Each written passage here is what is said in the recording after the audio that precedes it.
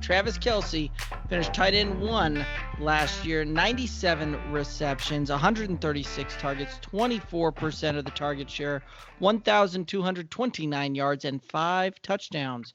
Your thoughts around Travis Kelce? Travis Kelce and George Kittle are the two guys that if you're going to take a tight end early, those are the guys you go for because they're tight ends that put up wide receiver type numbers.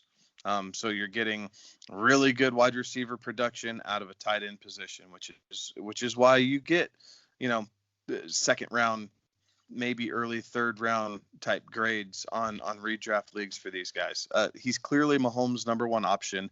He does a lot of different things for him.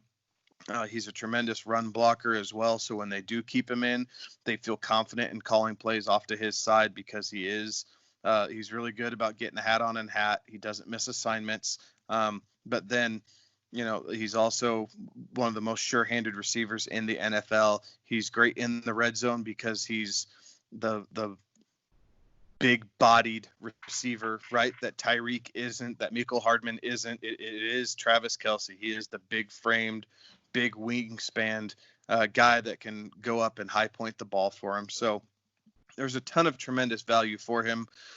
If you like taking a tight end early, that is not a route that I typically go.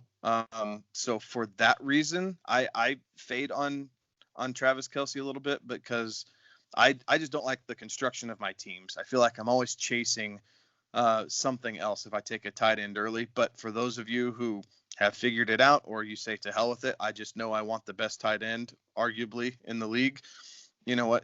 You're going to get your return on investment. I don't feel like he's going to fall flat on his face. I just don't like my roster construction if I take that position that early.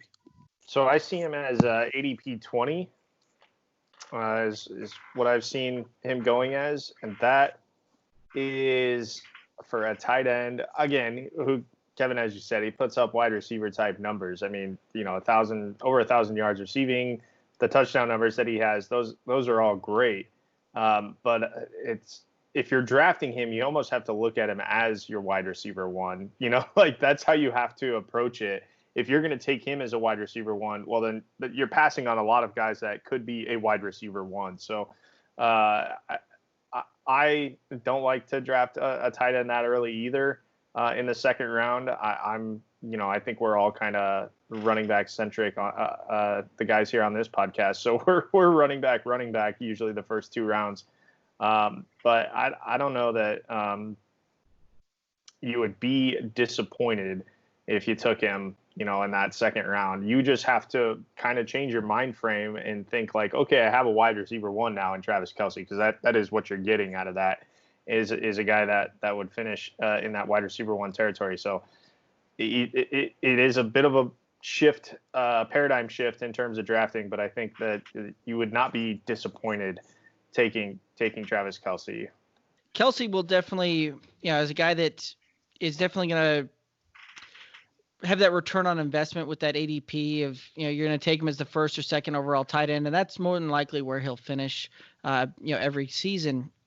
But the problem is that you're having to take him, with the 19th, 20th overall pick, like you said, Alex, and where you're looking at with ADP right now, like Julio Jones is going right ahead of him in a lot of drafts, and Chris Godwin's going right after him.